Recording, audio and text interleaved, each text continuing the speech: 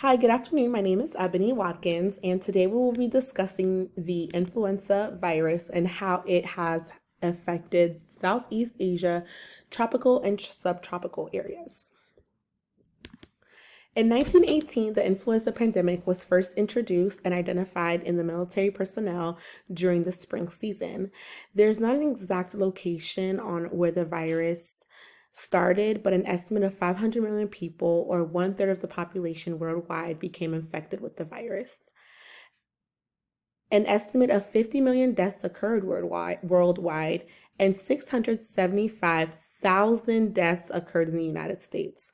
At the time, there was no vaccine or antibiotic to treat the infection, especially if it became bacterial. The background and study of influenza is important because it is one of the most common human respiratory infections due to the high morbidity and mortality rates.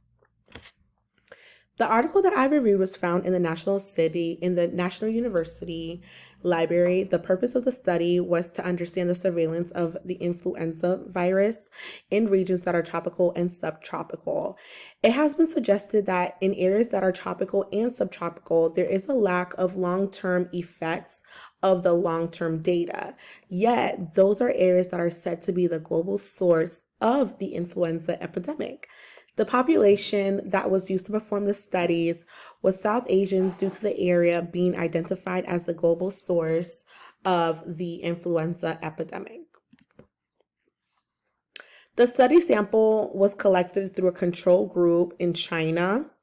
The city itself, Shenzhen, is located in subtropical China and has an estimated population of 14 million individuals.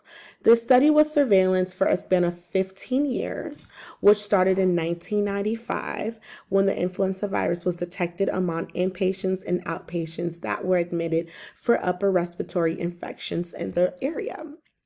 The method of collection was through swabs for upper respiratory infections for those who did not receive an antiviral treatment.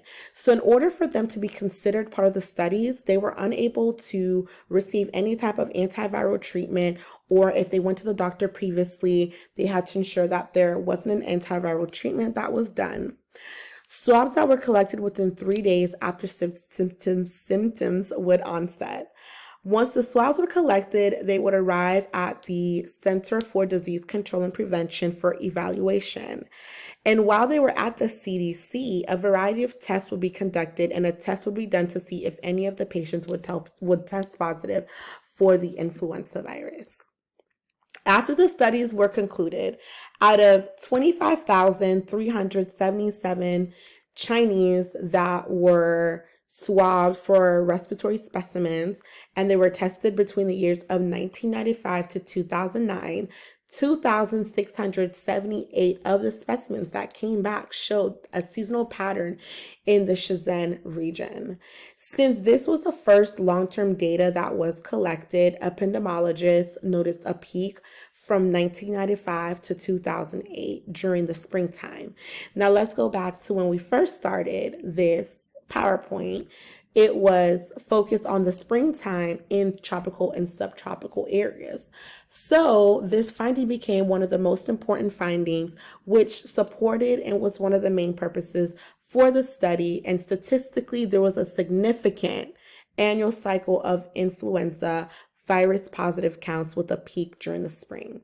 The study does not conclude that South Asia is where influenza started, but it does support the theory that areas that are subtropical or tropical are a source for influenza. I hope that you enjoyed this video and my PowerPoint to support. Have a great day.